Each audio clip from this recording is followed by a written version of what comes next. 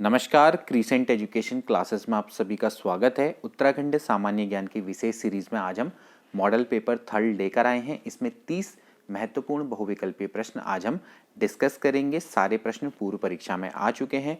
Video, VPDO, lower pieces आदि सभी परीक्षाओं के लिए वीडियो इम्पॉर्टेंट है। इस वीडियो को पूरा देखें और ज़रूर अपने दोस्तों के बीच में शेयर करें। तो चलिए वीडियो को शुरू करते हैं। तो आज का पहला प्रश्न है दोस्तों, टिहरी रियासत के प्रथम राजा कौन थे? मान शाह, मेदिनी शाह, सुदर्शन शाह या फिर यजुवेंद्र शाह। तो कई बार ये प्रश्न पूछा जा चुका है। टिहरी रियासत के प्रथम राजा थे सुदर्शन शाह। सुदर्शन शाह जो कि प्रद्युमन शाह के पुत्र थे। प्रद्युमन शाह, ठीक है। प्रद्युमन शाह जो कि नेपाली गोरखाओं से देहरादून के खुरबड़ा युद्ध में पराजित हो गए थे और वीरगति को प्राप्त हुए थे। कब हुए थे? 14 मई 1804। यह प्रश्न भी कई बार पूछा जाता है, ठीक है। अब इसके बाद इनके पुत्र थे सुदर्शन शाह। सुदर्शन शाह ने स्वतंत्र होने का हमेशा प्रयास किया, क्योंकि प्रद्युमन शाह की जब मृत्यु हुई थी तो उसके बाद पूरे संपूर्ण गढ़वाल और कुमाऊं क्षेत्र में गोरखाओं का अधिकार हो गया था, ठीक है। तो सुदर्शन शाह हमेशा से प्रयासरत थे कि स्वतंत्रता मिल जाए। तो इसके लिए इन्होंने अंग्रेजों को आमंत्रण दिया। अंग्रेजों ने युद्ध लड़ा और युद्ध के बाद अंग्रेजों ने गोरखाओं को पराजित कर दिया। लेकिन इस युद्ध के बदले में सुदर्शन शाह को 7 लाख रुपए देने थे अंग्रेजों को। अब 7 लाख रुपए नहीं दे पाए तो हुआ क्या कि अंग्रेजों ने पूर्वी गढ़वाल पर अधिकार जमा लिया अपना, ठीक है। और सुदर्शन शाह को ना चाहते हुए भी अपनी राजधानी श्रीनगर से टिहरी स्थानांतरित करनी पड़ी। श्रीनगर से टिहरी।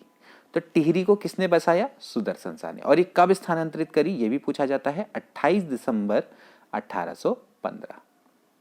तो 28 दिसंबर 1815 को सुदर्शन शाह ने अपनी राजधानी श्रीनगर से हटाकर टिहरी में स्थानांतरित किया और फिर इनके वंशज यहीं शासन करते रहे और ये 1 अगस्त 1949 तक यहाँ शासन करते रहे। यानी कि जब हमारा देश आज़ाद हुआ था 15 अगस्त 1947 को, तब भी टिहरी एक स्वतंत्र रियासत थी और इसका भारत में विलय 1 अगस्त 1949 को हुआ था, ठीक है। 1 अगस्त 1949 को, ठीक है। उसके बाद इसको टिहरी गढ़वाल को उत्तर प्रदेश का एक जिला बना दिया गया था, ठीक है। तो ये सारे प्रश्न पूछे जा सकते हैं। नेक्स्ट प्रश्न देखिए, 23 अप्रैल 1987 को निम्न में से किसने राज्य की मांग को लेकर संसद में एक पत्र बम फेंका था? त्रिवेंद्र सिंह पंवार, काशी सिंह गेरी, सोहन सिंह जीना, दया कृष्ण पांडे। कई बार ये प्रश्न पूछा जा चुका है। इसका राइट आंसर है त्रिवेंद्र पंवार। त्रिवेंद्र पंवार ने 23 अप्रैल 1987 को राज्य की मांग को लेकर संसद में एक पत्र बम फेंका था। ये उक्रांद यानी कि उत्तराखंड क्रांति दल के उपाध्यक्ष थे, ठीक है। उपाध्यक्ष थे और फिर इसके लिए इनको भारी यातनाएं भी दी गई थी। अगला प्रश्न देखिए, खटीमा गोलीकांड कब हुआ था? 1 सितंबर 1994, 2 सितंबर 1994, 3 को या फिर 4 को? तो इसका राइट आंसर है 1 सितंबर 1994 को उधम सिंह नगर के खटीमा में पुलिस के द्वारा छात्रों और पूर्व सैनिकों की रैली पर गोलियां चलाई गई थी, जिसको कि खटीमा गोलीकांड के नाम से जाना जाता है। इसमें 25 लोग मारे गए थे, ठीक है। 25 लोग मारे गए थे। इसमें धर्मानंद भट्ट, गोपी चंद, रामपाल, ठीक है, और भी कई लोग थे जो कि शहीद हुए थे, ठीक है। तो ये एक बहुत इंपॉर्टेंट कांड है खटीमा गोलीकांड। तो इसको भी आप याद करेंगे 1 सितंबर 1994 को। अगला प्रश्न देखिए, मुजफ्फरनगर रामपुर तिराहा गोलीकांड कब हुआ था? 2 अक्टूबर 1993, 2 अक्टूबर 1994, 2 सितंबर 1994 या फिर 2 अक्टूबर 1995। इसका राइट आंसर है 2 अक्टूबर 1994। 2 अक्टूबर 1994 को दोस्तों रामपुर तिराहा कांड या मुजफ्फर गोली कांड भी इसको बोला जाता है, मुजफ्फरनगर गोली कांड, ठीक है।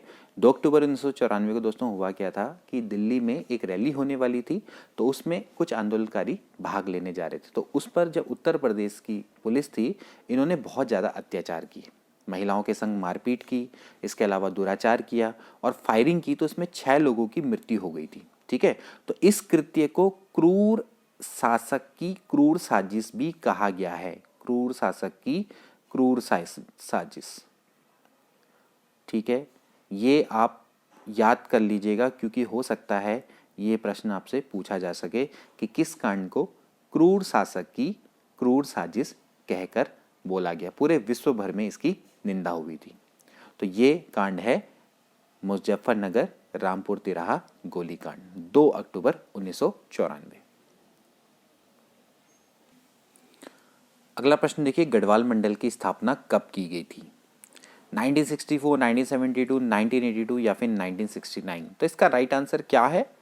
इसका राइट आंसर है 1969 में। ठीक है, 1969 में गढ़वाल मंडल को गठित किया गया था और पौड़ी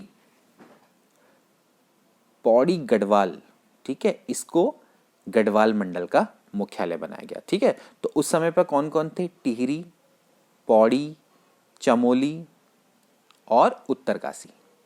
ठीक है, ये 4 इसके अधीन थे। ठीक है, और जबकि कुमाऊं मंडल में कौन कौन आते थे उस समय पे? नैनीताल, अल्मोड़ा, पिथौरागढ़। ठीक है, ये कुमाऊं मंडल में आते थे। ठीक, तो उस समय पर जो गढ़वाल मंडल की स्थापना की गई तो पौड़ी गढ़वाल को मुख्यालय बनाया गया, टिहरी, चमोली, उत्तरकाशी को भी शामिल किया गया। तो 4 जिले उस समय पर गढ़वाल मंडल में हुआ करते थे और 3 जिले कुमाऊं मंडल में हुआ करते थे। ठीक है, नैनीताल, अल्मोड़ा और पिथौरागढ़। अगला प्रश्न देखिए, निम्न में से कौन सा सुमेलित नहीं है आपको बताना है। खटीमा कांड सुमेलित है, अभी हमने आपको बताया 1 सितंबर 1994 को।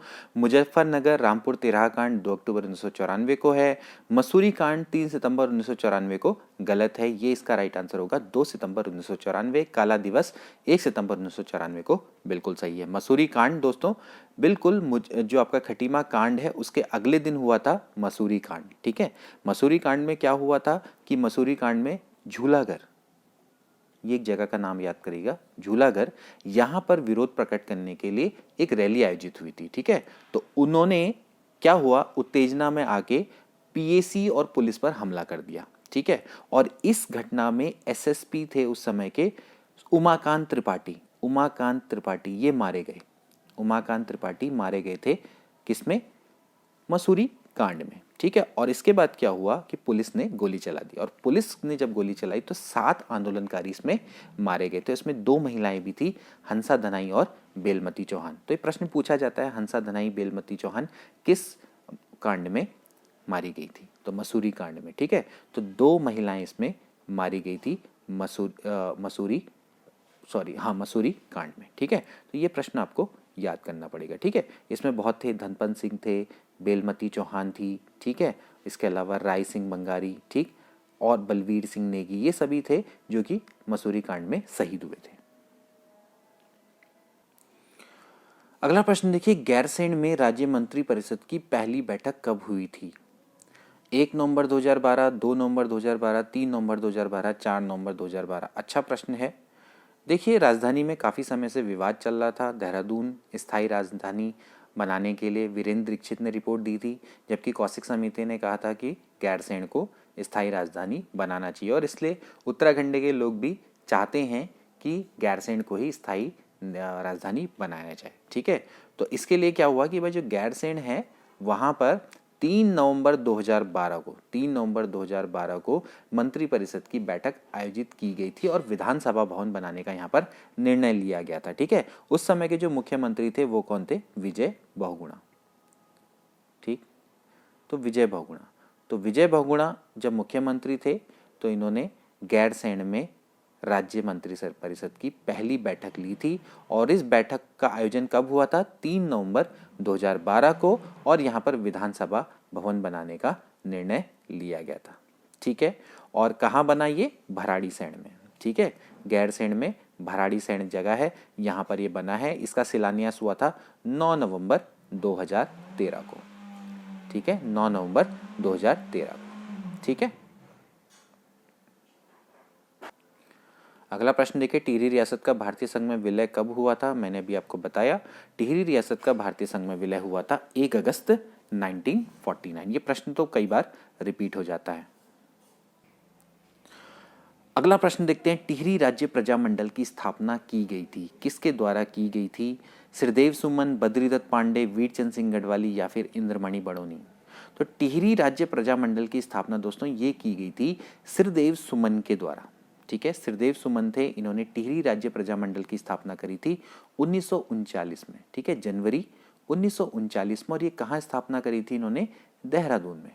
ठीक है, देहरादून में। इसकी स्थापना का सीधा सीधा सा उद्देश्य था कि जो टिहरी की जनता है उनको कुशासन से मुक्ति दिलाना, यानी कि जो टिहरी के राजाओं का कुशासन चल रहा था उससे जनता को मुक्त करवाना था। ठीक है, इससे पहले हरिपुरा में अधिवेशन हुआ था 1938 में। ठीक है, कांग्रेस का जो हरिपुरा अधिवेशन है, और यहाँ पर ये सर्वसम्मति से फैसला लिया गया था कि जितनी भी देसी रियासतें हैं वो वहाँ के राजा अपनी जनता पर अत्याचार कर रहे हैं और जनता क्या करेगी, अब इन राजाओं के खिलाफ मोर्चा खोलेगी। तो उसी के क्रम में श्रीदेव सुमन के द्वारा 1939 में देहरादून में टिहरी राज्य प्रजामंडल की स्थापना करी गई थी। ठीक है, तो ये सारे प्रश्न आपके बनते हैं। अगला प्रश्न देखिए, खुड़बुड़ा का युद्ध हुआ था। खुड़बुड़ा का युद्ध कब हुआ था? 1800, 1804, 1710 या फिर 1805? तो 1804 ईस्वी में 14 मई 1804 ईस्वी में देहरादून के खुड़बुड़ा मैदान में प्रद्युमन शाह और गोरखाओं के बीच में युद्ध हुआ था। ठीक है, जिसमें प्रद्युमन शाह को वीरगति प्राप्त हो गई थी और संपूर्ण गढ़वाल और कुमाऊं में गोरखाओं का अधिकार हो गया था। ठीक है, तो ये खुड़बुड़ा का युद्ध कहां पर हुआ था? देहरादून में। देहरादून में खुड़बुड़ा एक मैदान है, वहां पर युद्ध हुआ था। ठीक है, अगला प्रश्न, परमार वंश का संस्थापक कौन था? ठीक है, परमार वंश का संस्थापक कौन था, या पवार वंश बोलिए इसको। अजय पाल, कनक पाल, कनक राव या फिर जगत पाल। ठीक है, जगत पाल, पाल दो बार हो गया, कोई बात नहीं, जगत पाल। ठीक, तो इसका राइट आंसर क्या है? इसका राइट आंसर है कनक पाल। ठीक है, कनक पाल कहाँ से आया था दोस्तों? ये गुज्जर देश से आया था। ठीक है, गुज्जर देश से। ये पवार वंश का था। ठीक है, और ये यहाँ पर तीर्थाटन के लिए आया था। ठीक है, तो यहाँ के गढ़ी राजा थे सोनपाल। तो इन्होंने क्या किया था? कनकपाल का स्वागत किया और इसको अपना उत्तराधिकारी घोषित करके अपनी पुत्री का विवाह कनकपाल के संग कर दिया। और इसी कनकपाल ने 688 ईस्वी में चांदपुरगढ़ कहाँ पर है? चमोली में है। चांदपुरगढ़ बोला है, चांदपुरगढ़ ही बोला जाता है। चांदपुरगढ़ में, जो कि चमोली में अवस्थित है, यहीं पर परमार वंश की स्थापना करी थी। ठीक है, अभी तक देखा जाए तो 1949 यानी कि 688 से लेके 1949 तक परमार वंश चला है। ठीक है, और इसके कुल मिला के 60 राजा हुए हैं। ठीक है, अगला प्रश्न देखिए, पवार शासकों की प्रथम राजधानी कहाँ थी? पवार शासकों की प्रथम राजधानी कहाँ थी दोस्तों? वो थी चांदपुरगढ़ी। जैसे कि मैंने आपको बताया कि कनकपाल के द्वारा परमार वंश की नींव रखी गई और चमोली में, चांदपुरगढ़ी में इनके द्वारा अपनी राजधानी को स्थापित किया गया।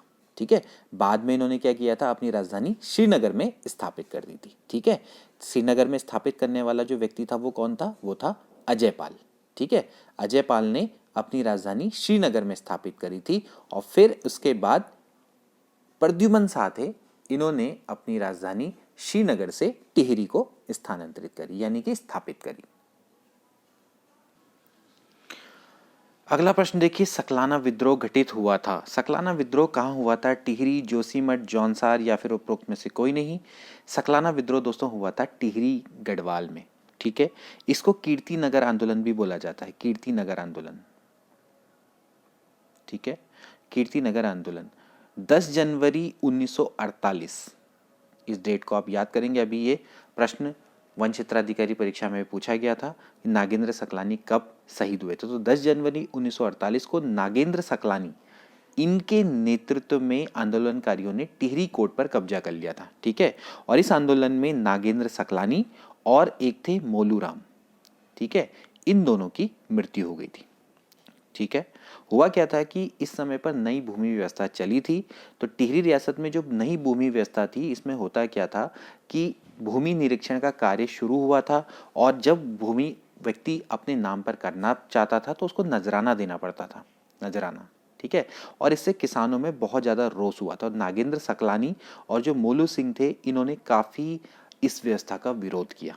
ठीक है। और इस विरोध में 10 जनवरी 1948 को नागेंद्र सकलानी के नेतृत्व में आंदोलनकारियों ने टिहरी कोट पर कब्जा कर लिया था। फिर इसके बाद अंतिम जो शासक थे मानवेंद्र शाह ना, इन्होंने फिर एक उत्तरदायी शासन की घोषणा करी थी और 1 अगस्त 1949 को टिहरी रियासत का भारत में विलय हो गया था। ठीक है ना, तो कहीं ना कहीं आग वहीं से स्टार्ट हुई थी कि भाई जो आपको टिहरी का जो कुशासन है उससे टिहरी जो राजा का जो कुशासन है वहाँ की जनता को मुक्त कराना था। तो ये उसी के क्रम में हुआ था ये विद्रोह।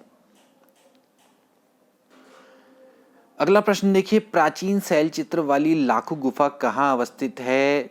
चमोली जिले में, नैनीताल में, हरिद्वार में या फिर अल्मोड़ा में? बहुत अच्छा प्रश्न है। कहाँ पर है दोस्तों लाखू गुफा, या इसको लाखू उडियार भी बोला जाता है। ये कहाँ पर है दोस्तों? ये है अल्मोड़ा जिले में अवस्थित। ठीक है, 1968 में इसकी खोज हुई थी। अल्मोड़ा के बाड़े छीना के पास सुयाल नदी के तट पर ये अवस्थित है। ठीक है, मानव और पशुओं के यहाँ से चित्र प्राप्त हुए हैं।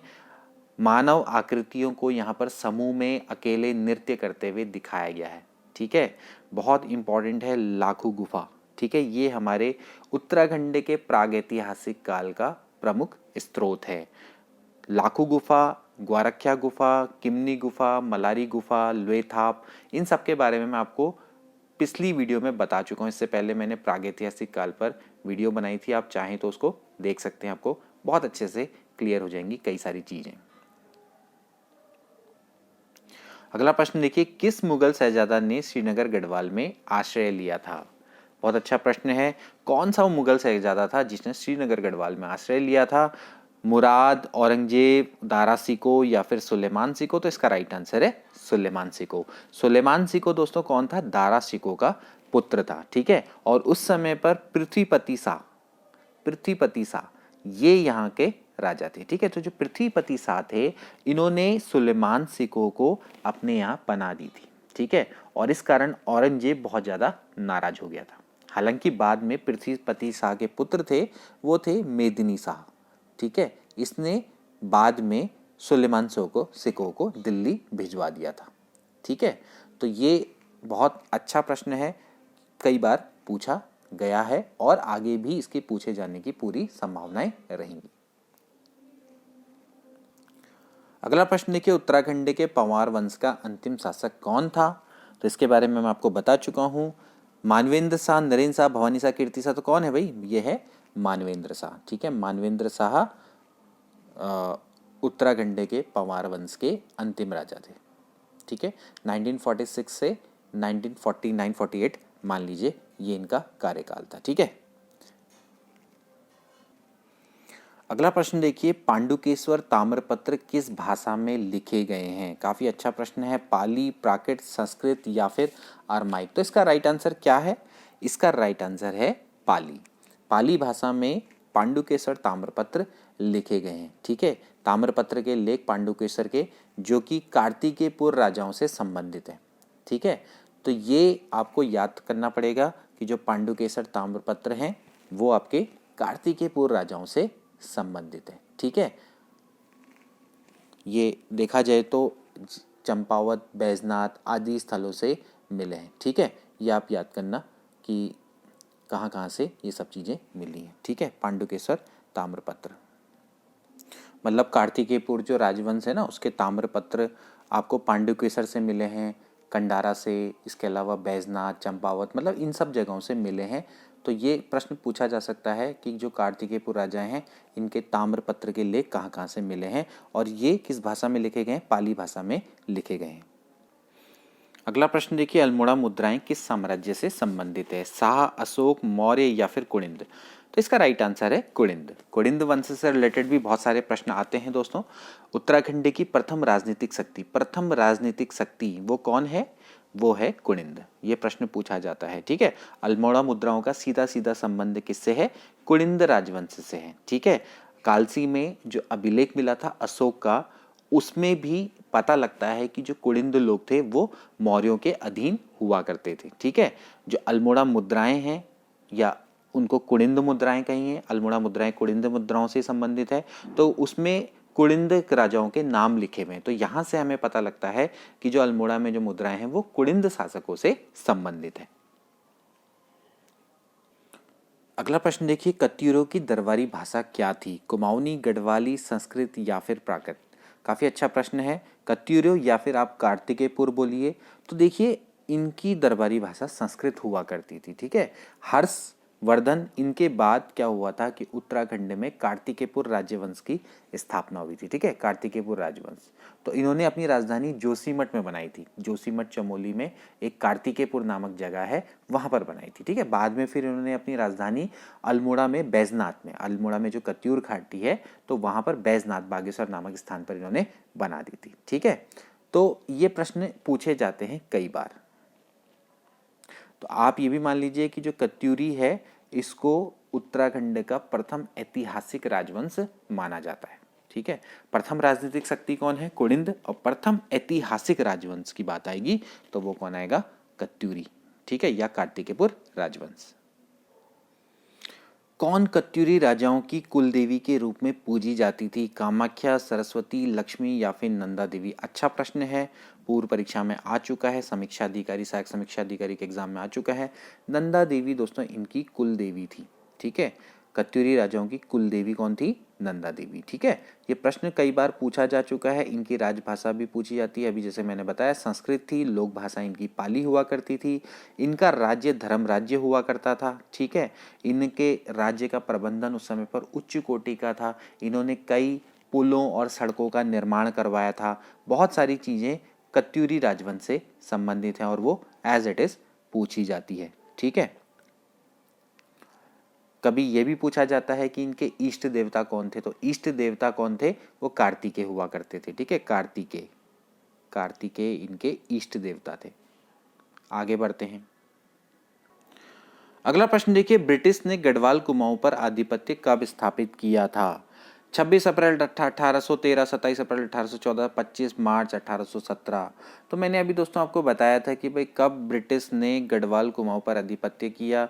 जब सुदर्शन शाह ने इनको बुलाया और युद्ध किया और सुदर्शन शाह इनके 7 लाख रुपए नहीं दे पाए, तो 28 दिसंबर 1815 को आप मान लीजिए कि सुदर्शन शाह ने अपनी राजधानी श्रीनगर से टिहरी स्थापित कर दी।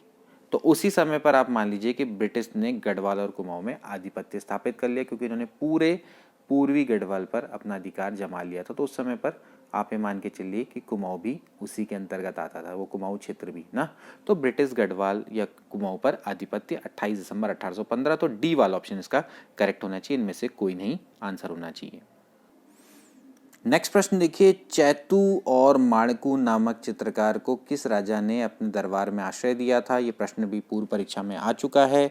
फतेह शाह, प्रीतम शाह, सुदर्शन शाह या फिर कीर्ति शाह? तो इसका राइट आंसर है सुदर्शन शाह। सुदर्शन शाह ने ही इन दो चित्रकारों को अपने दरबार में आश्रय दिया था। अगला प्रश्न देखिए, कनकपाल किस वंश का शासक था? तो काफ़ी सिंपल सा प्रश्न है अब आपके लिए। पंवार वंश का ये शासक था। परमार वंश की इसने स्थापना करी थी 688 ईस्वी में, ठीक है। अगला देखिए, कार्तिकेयपुर राजवंश का संस्थापक कौन था? कार्तिकेयपुर राजवंश का संस्थापक कौन था दोस्तों? ये वैसे माना जाता है बसंत देव, ठीक है। बसंत देव को ही कार्तिकेयपुर राजवंश का संस्थापक माना जाता है।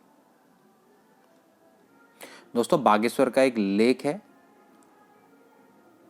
ठीक है, इसके अनुसार ही कार्तिकेयपुर राजवंश का जो प्रथम संस्थापक है वो बसंत देव को माना जाता है, ठीक है। इसने परम भट्टारक महाराज धीराज परमेश्वर की उपाधि धारण की। तो ये प्रश्न पूछा जा चुका है, परम भट्टारक महाराज धीराज परमेश्वर की उपाधि किसने धारण की थी? तो वो की थी बसंत देव ने, ठीक है। अगला प्रश्न देखिए, काफ़ी सिंपल है। भारत जब आज़ाद हुआ तो टिहरी रियासत का राजा कौन था? तो अंतिम राजा कौन था दोस्तों? वो था मानवेंद्र शाह। तो भारत जब आज़ाद हुआ तो टिहरी रियासत का राजा यही था। अगला प्रश्न देखिए, अल्मोड़ा में खगमरा किले का निर्माण किस राजा ने करवाया था? ठीक है, अल्मोड़ा में खगमरा किला, आप में से अगर कोई अल्मोड़ा से बिलोंग करता है तो आपने खगमरा किला देखा होगा। ये प्रश्न भी कितने बार पूछा जा चुका है। तो देखिए, अल्मोड़ा में जो खगमरा किला है इसका निर्माण करवाया था भीष्मचंद ने, ठीक है। राजा भीष्मचंद थे। इनका शासनकाल है 1555 से लेके 60 तक, ठीक है। 1555 से लेके 1560 तक का इनका राज्यकाल है और अल्मोड़ा में इस किले का निर्माण राजा भीष्मचंद के द्वारा करवाया गया था। ये चंद वंश के राजा थे। अगला प्रश्न देखिए, बड़ा अच्छा प्रश्न है। वर्ष 1935 से किस पत्र का प्रकाशन अल्मोड़ा से किया गया? शक्ति, स्वाधीन प्रजा, समता या फिर अल्मोड़ा अखबार? बहुत अच्छा प्रश्न है दोस्तों। मैं आपको बताऊं, इसका राइट आंसर है समता। समता का 1935 से प्रकाशन अल्मोड़ा से किया गया था दोस्तों। इसके संस्थापक थे श्री हरिप्रसाद टमटा, ठीक है, हरिप्रसाद टमटा, ठीक है। ये हिंदी भाषा का एक साप्ताहिक पत्र था जिसका प्रकाशन संस्थान अल्मोड़ा से हुआ करता था, ठीक है। देखा जाए तो हरिप्रसाद टमटा और ललिता प्रसाद टमटा ये दो हैं, इनके द्वारा ये मतलब इस पत्र का प्रकाशन किया गया था, ठीक है। तो समता न्यूज़पेपर अल्मोड़ा से छपता था 1935 में, बहुत इंपॉर्टेंट है, ठीक है। आगे बढ़ते हैं। कुमाऊं में चंद वंश का जन्मदाता था। अब देखिए, कुमाऊं में दोस्तों जो चंद वंश का जन्मदाता है वो माना जाता है सोमचंद। राजा सोमचंद है, इन्होंने ही कुमाऊं में चंद वंश की स्थापना करी थी, ठीक है। चंद वंश की स्थापना इन्होंने करी थी 1020 से 1025 के मध्य में। 1020-1025 के मध्य में चंद वंश की स्थापना करी थी। किसके द्वारा? सोमचंद के द्वारा करी गई थी, ठीक है। अगला प्रश्न देखिए, केदार मंडल पर ललितादित्य के आक्रमण की जानकारी कहाँ से प्राप्त होती है? इसके बारे में मैं आपको बता चुका हूँ दोस्तों। इसका राइट आंसर है राजतरंगिणी, ठीक है। राजतरंगिणी किसकी बुक है दोस्तों? ये है कल्हण, कल्हण, ठीक है। कश्मीरी इतिहासकार हैं कल्हण, इनकी पुस्तक का नाम है राजतरंगिणी, ठीक। तो यहाँ के राजा थे कौन? कश्मीर के जो राजा थे वो थे ललितादित्य मुक्तापीड़। तो इनके द्वारा पता लगता है कि इन्होंने गढ़वाल क्षेत्र को जीता था, ठीक है। और इस जीत के बाद ही जो खरपर देव हैं, खरपर देव वो थे कार्तिकेयपुर के राजा। तो इन्होंने एक नए राजवंश की स्थापना की थी जिसको कि खरपर देव राजवंश के नाम से जाना जाता है, ठीक है। अगला देखिए, उत्तराखंड के किस शासन को स्वर्ण युग के रूप में जाना जाता है? कत्यूरी साम्राज्य, मगध साम्राज्य, गोविंद साम्राज्य, गोरखा साम्राज्य? तो इसका राइट आंसर है कत्यूरी साम्राज्य को दोस्तों स्वर्ण युग के रूप में जाना जाता है। मैंने आपको पहले ही बताया कि जो कत्यूरी राज्य था उस समय का धर्म राज्य था, ठीक है, क्योंकि यहाँ के राजाओं ने बहुत ज़्यादा लोक उपयोगी कार्य किए थे जो कि जनता के उपयोग से रिलेटेड थे, ठीक है। और इनका प्रबंधन मैंने आपको पहले ही बताया उच्च कोटि का था। इन्होंने सड़कों की अच्छी व्यवस्था करी थी, अच्छे पुलों के निर्माण किए थे, ठीक है। तो इसलिए माना जाता है कि कत्यूरी साम्राज्य उस समय का सबसे स्वर्ण युग माना जाता है, सबसे अच्छा साम्राज्य कुमाऊं का हुआ करता था, ठीक है। तो कत्यूरी साम्राज्य ध्यान रहे, ठीक है। कभी कभार ये प्रश्न भी पूछा जाता है कि किसके शासनकाल को कुमाऊं का स्वर्ण काल बोला जाता है, ठीक है। तो ये प्रश्न भी पूछा जा चुका है। तो ये है जगत चंद, जगत चंद, ठीक है। जगत चंद का जो शासनकाल है ये कौन सा है दोस्तों? ये है कुमाऊं के चंद वंश के राजा, ठीक है। यहाँ पर ये कत्यूरी के नहीं है, ये जगत चंद के हैं। आपसे पूछा जाएगा कि उत्तराखंड के किस शासन को स्वर्ण युग जाना जाता है? तो कत्यूरी। और किसके शासनकाल को कुमाऊं का स्वर्णकाल बोला जाता है? तो वो है जगत चंद का, जो कि चंद वंश के राजा थे। इनका शासनकाल कुमाऊं का स्वर्णकाल कहा जाता है।